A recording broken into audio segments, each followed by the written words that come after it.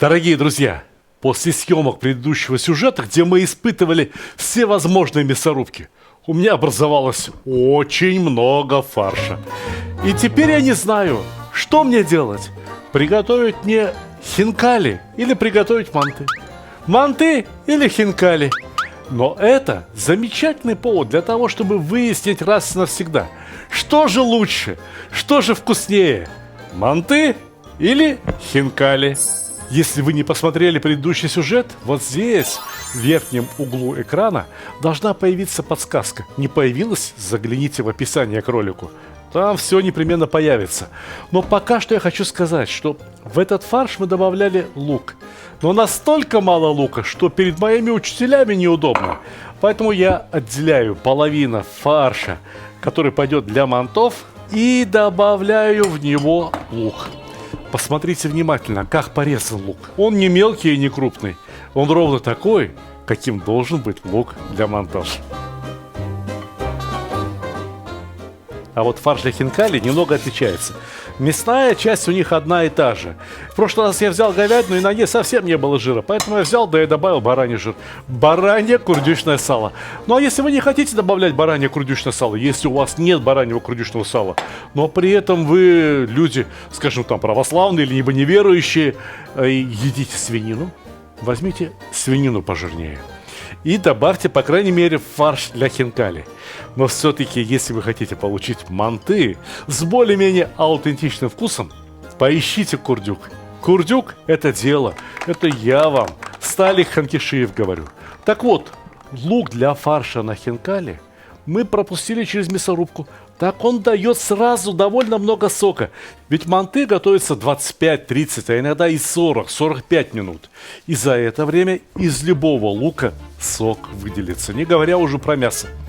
А хинкали варятся в воде. Варятся они всего лишь навсего 7 или 10 минут. То есть в разы быстрее, чем манты. За такое короткое время никакой фарш, сколько в него лука не положи, должным образом сок не выпустит. Кстати говоря, про воду.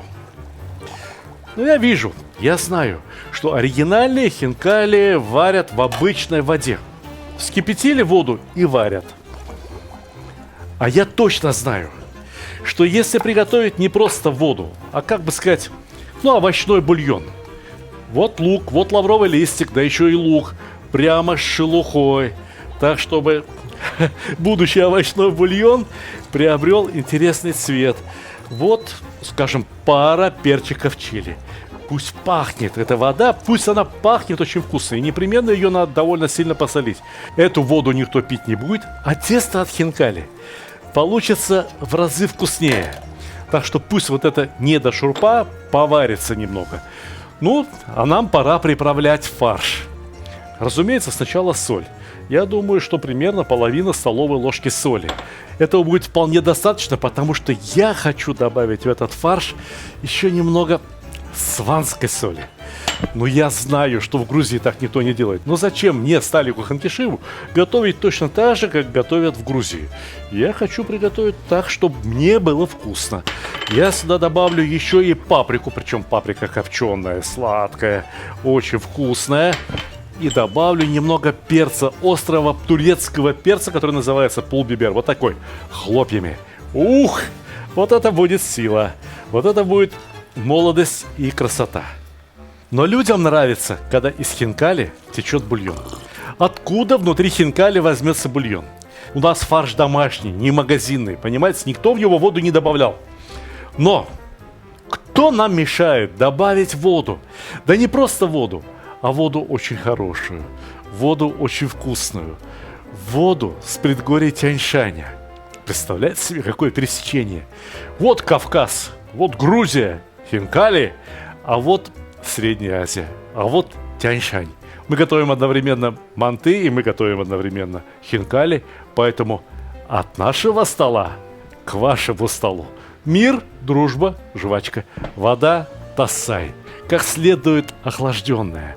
Я бы выпил стаканчик такой воды с таким огромным удовольствием, но мне она нужна.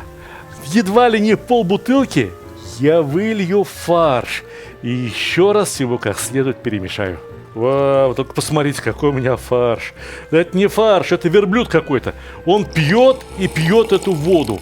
Он впитывает эту воду прямо на глазах. Ну вот только что же, было покрыто на 2 пальца, и уже нет воды. Ничего, добавим. Посмотрите, что у меня за фарш. Посмотрите, что за фарш. Это же не фарш, это верблюд какой-то. Посмотрите, воды снова нету. А точнее, это не фарш такой. Это вода настолько вкусная, что ее даже фарш впитывает очень охотно. Фарш на манты. Здесь соли немного побольше, потому что у меня нет сванской соли для фарша на манты. Не полагается.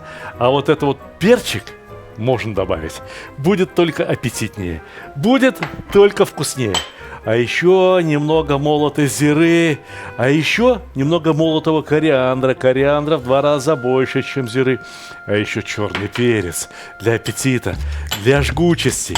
Ох, вот это будет очень вкусный фарш. Достаточно. Хватит. Весь перец не высыпаем. Перемешиваем фарш.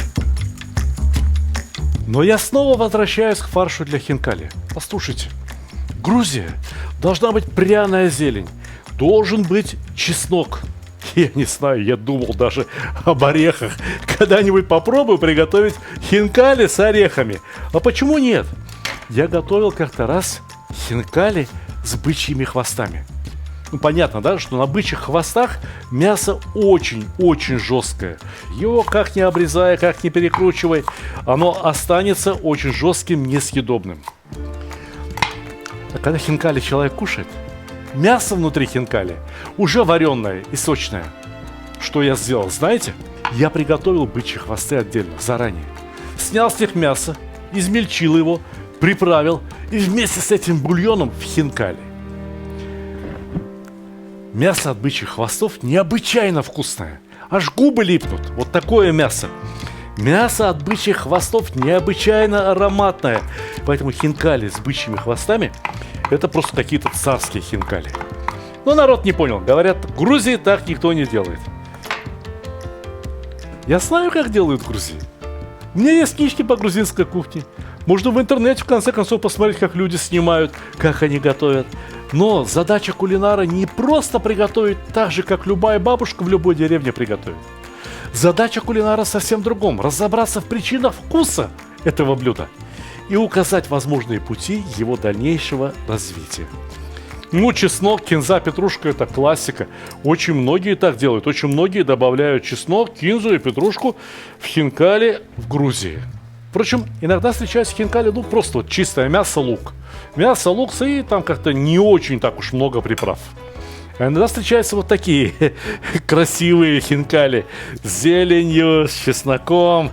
Не знаю, с чем еще, а точнее, знаю с чем еще. Вот прямо рядом с Грузией, по соседству, живут наши чеченские и ингушские братья, которые любят черемшу. Вот это, ребят, черемша. Сейчас февраль, а черемша уже какие ростки.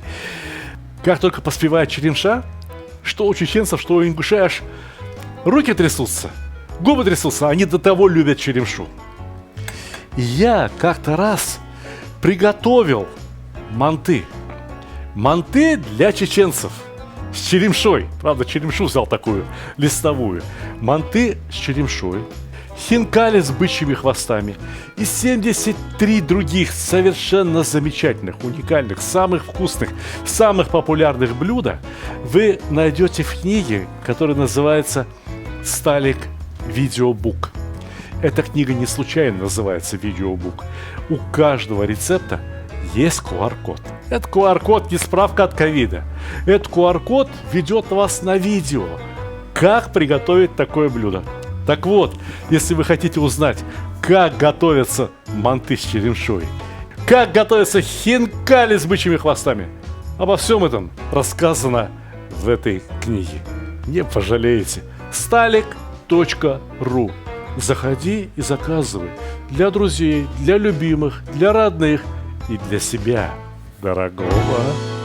Так вот, сегодня с исключительным уважением к братскому грузинскому народу, с почтением к его великому кулинарному искусству, я хочу добавить хинкали с зеленью и с чесноком, а я буду готовить классические, и с зеленью и с чесноком. Черемшу. Думаю, что должно получиться очень вкусно.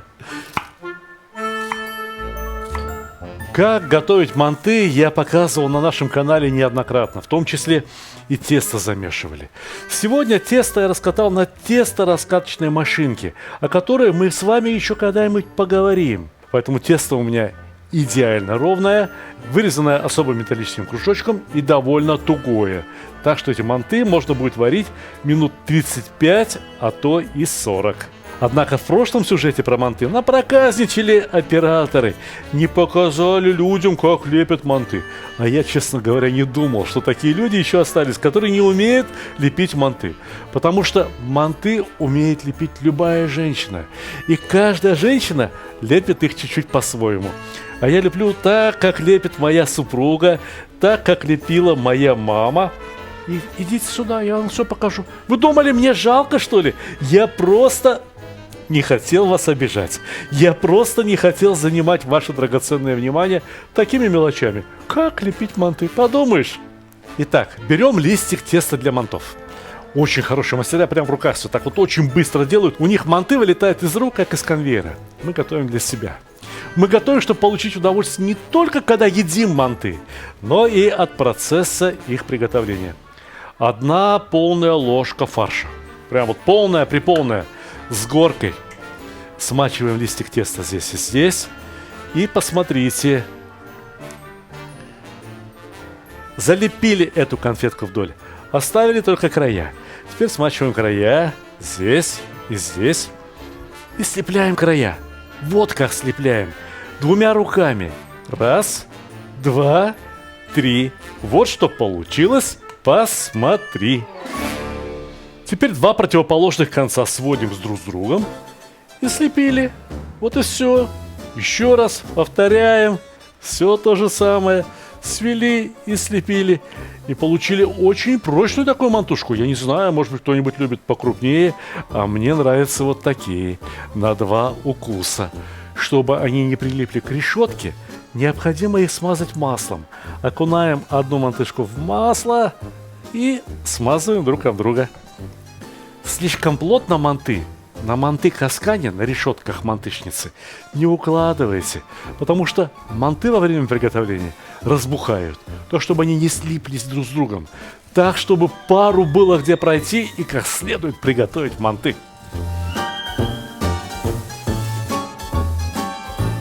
Налепили 3 решетки мантов, больше в этот манты каскан и не помещается.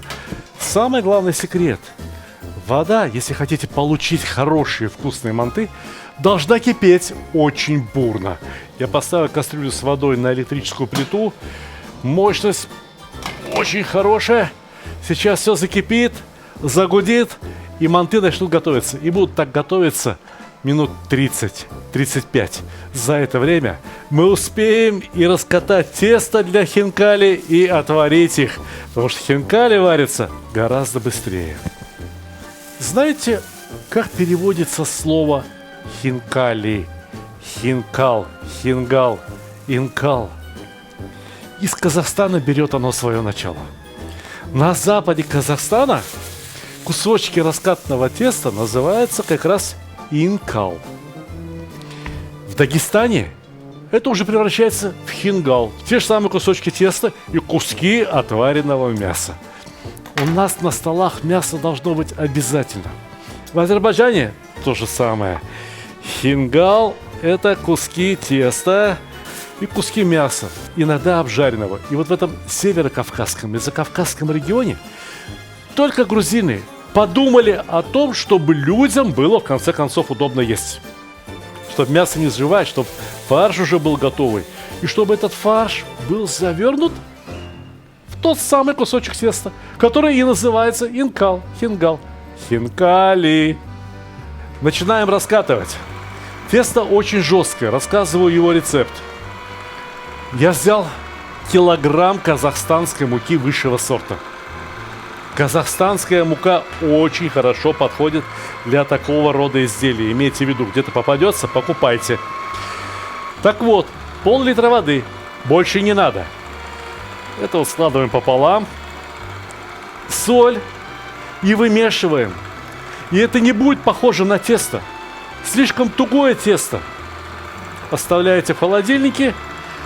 Полежала ночь. И это тесто превращается просто в чудо какое-то. Говорят, что для хороших хинкали не помешает еще добавить пару ложек уксуса. Я так и сделал. Но у меня есть алаверды. У меня есть секрет для моих грузинских коллег. Уксус можно и нужно добавлять не только в само тесто, но еще и в бульон. Да, мы же не просто в воде варим. Мы прямо в бульоне варим. И прям в бульон 3-4 ложки хорошего винного уксуса. Этим бульоном на самом деле можно над вегетарианцами шутить. Сказать, что это мясной бульон, и они поверят. Потому что он очень вкусный. Очень. Просто очень. Раскатаю еще чуть-чуть тоньше. Ну а еще тоньше не надо. Все, хватит. Очень-очень хорошо. Вот тот самый круг, о котором я вам говорил. Да? Берете круг, прикладываете на тесто, надавили.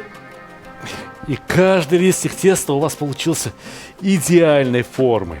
Лучше, чем в любом ресторане. Па-па-па. Вот эти остатки можно слепить в один комок и потом раскатать еще раз. Тесто от этого получится только лучше. Как здорово кипит. Время засекаем.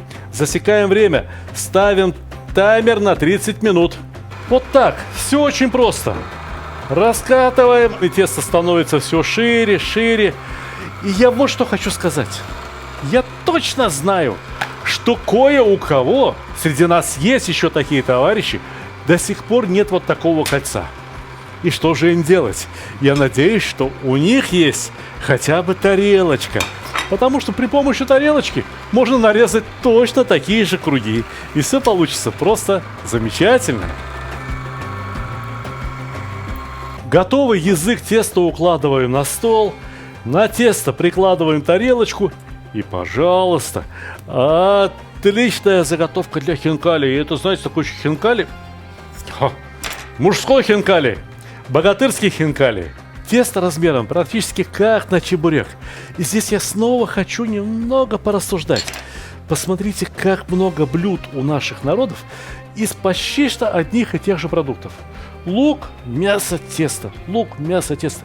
Пельмени, манты, чебуреки, пирожки. Чего только нет. А начало-то? Начало из чего? Из теста и мяса. Практически из бешбармака. Ну, давайте начнем лепить хинкали. Сделайте ладошку вот так, как будто просите чего-нибудь. И в нее большую, очень большую ложку хинкали. Можно добавить еще чуть-чуть. Пускай, будет только вкуснее. И теперь по кругу начинаем слеплять оборочки. Закладывайте палец вот сюда, в самый низ. С хинкали надо торопиться. Фарш очень жидкий, и тесто, того гляди, растает. Итак, у меня готово уже 9 штук огромных чисто мясных хинкалей. Ну как чисто мясных? Фарш, конечно, немножко разведен водой, зато он приправлен специями. Я думаю, что этих 9 штук нам на сегодня, если говорить о мясных, нам на сегодня хватит. Я из бульона убрал все лишнее. Сейчас, как только он закипит, мы опустим варить первую партию хинкалей. Ну да, может быть, знатоки и профессионалы немного покритикуют то, как я слепил хинкали. Но поверьте, это не отменяет вкуса мяса, вкуса хорошего теста, специй, приправ. Так что все нормально, не волнуемся. Продолжаем приготовление хинкали и смешиваем черемшу, чеснок и зелень с мясным фаршем. Вот это будет, 9 штук хинкали. Каждая грамм по 150. Знаете, как она быстро остудит воду? Поэтому вода должна кипеть очень хорошо. Опускаем хинкали пипочками вниз. Вот так. Вот так. Я не случайно взял кастрюлю пошире, чтобы все хинкали уместились в один ряд. Да, мои первые хинкали, не каждая из них получилась красивая. Ничего страшного. У меня уже набилась рука, и сейчас я вам покажу. Покажу, как у меня получается. Хотя, на самом деле, моя программа не про то, какой я крутой повар и как у меня все замечательно получается. Моя программа про то, чтобы пробудить в вас огромное желание взять да и приготовить манты, хинкали или хотя бы простые пельмени. Что, совсем не умеешь, да? Совсем? Ну сбегай в магазин. Купи пачку замороженных. Эх ты, идите сюда. Будем учиться лепить хинкали. Таймер 8 минут. Листик теста укладываю на сухую доску. Ложка у меня особая ложка. Это практически 2 столовые ложки. Накладываю в центр фарш. О, добавлю еще. Почему бы и нет. И теперь вот как. Поднимаем тесто. Прикладываю один палец. И вот ровно на один палец снизу, начиная, формируем складочку. Примерно шириной сантиметр, ну, может, 12 миллиметров, может, 1,5. Слушайте, перестаньте считать. Какая разница? Складку за складкой. И все у вас получится. Лучше, чем у меня. Гарантирую. Если не получится, я бороду сбрею. Складка за складкой. И теперь слепляем центр. Даем продышаться хинкали. И отрезаем пипочку. Вот так. Слишком много теста здесь сверху не надо. Готово? Готово? А вы боялись, говорили, не получится. И у меня получилось, и у вас получится. А между тем, манты готовы. Прежде чем вынимать манты, обязательно нужно выветрить из них весь лишний пар. Потрогайте. Если тесто совсем не липнет к рукам, значит манты готовы. Отличненько. И каждую мантушку непременно промазать маслом. Послушайте, разновидностей мантов бывает очень много. Люди готовят с тыквой, добавляют картошку, чего только не добавляют. А я советую готовые манты, да-да, я произношу на узбекский манер, потому что я родился и вырос в Узбекистане. Мы говорим манты. Так вот, готовые манты, а не манты, непременно смажьте кусочком сливочного масла. Впрочем, подождите. Мои дорогие казахстанские братья и сестры, вы произносите манты с ударением на русский манер? Ну хорошо, так и говорите, ради бога, я на вас не обижаюсь. А вы, пожалуйста, меня не поправляйте. Ладно, давайте будем говорить каждый, кто как привык. Ну, честное слово, манты или манты, это совершенно не повод для спора, тем более, что, елки-палки, одновременно готовы. И манты надо доставать, и хинкали мясные готовы! Послушайте, а мне вот очень интересно, как там в Грузии хинкали сливочным маслом смазывают? А? Смазывают или не смазывают? Если не смазывают, дорогие мои, попробуйте смазать. Это очень вкусно, это очень аппетитно. Смазали маслом сверху черным перцем. Ох-ха-ха. А другой берет не черный перец, а сумах. И сумахом сверху подсыпает таким розовеньким, красненьким. Получается очень красиво, очень вкусно. И это все, ребята, суперфуд. Это все на самом деле супер еда. Это все на самом деле от бешбармака начиная и чебуреками заканчивая супер вкусные блюда. Прилипли пару штук к дну. Все, завтра готовлю заново. Теперь каждый день не готовлю ничего, кроме мантов и хинкали. Разведу-ка я бульончик, мало его здесь осталось, поэтому они должны плавать.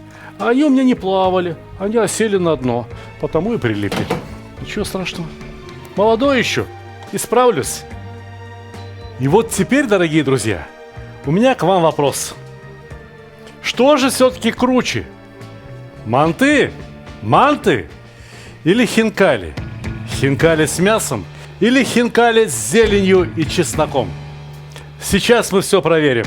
Сейчас я все попробую и скажу вам всю правду.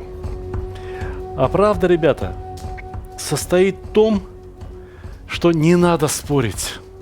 У кого кухня вкуснее? Кто правильнее произносит без бармак или без бармак, или етасу, или хинкали, или хингал? Круто, ребята, по-настоящему круто. Это дружить с людьми любой национальности, невзирая на национальность. Ездить друг к другу в гости, пробовать друг у друга замечательные блюда. И знаете еще, вот некоторые хвалят какую-то свою национальную кухню, а остальные поругивают. Это очень нехорошо. Это крайне некрасиво. Ты, если хочешь, ты приготовь вкусно, пригласи гостей, и пусть твои гости попробуют твою еду и скажут: о, азербайджанские блюда замечательные. Попробуют твою еду и скажут: о, какие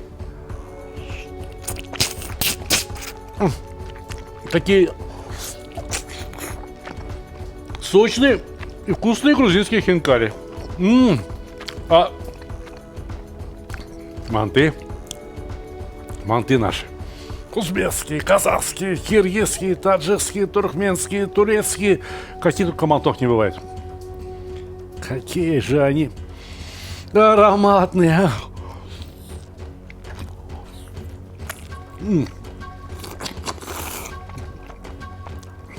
А сока-то в них не меньше. Одним словом, дорогие друзья, я желаю вам всем больших успехов не только в кулинарии, больших успехов в жизни. Мы должны гордиться покорением новых орбит космоса. Мы должны гордиться успехами в бизнесе, в конце концов. А что? Почему нет? Мы должны гордиться нашими очень умными, очень красивыми, очень хорошо образованными детьми. Давайте гордиться дорогами, здравоохранением. Давайте гордиться... Не побоюсь этого слова. Вот пусть у нас депутаты, пусть у нас президенты, пусть у нас министры будут такими людьми, чтобы мы ими гордились. Давайте гордиться друг другом и давайте гордиться дружбой друг с другом. Чтобы нас никто и никогда не мог поссорить, не мог столкнуть лбами и разлучить, разбить нашу дружбу. Этот тост я поднимаю за дружбу между народами и желаю всем участникам данного обеда приятного аппетита!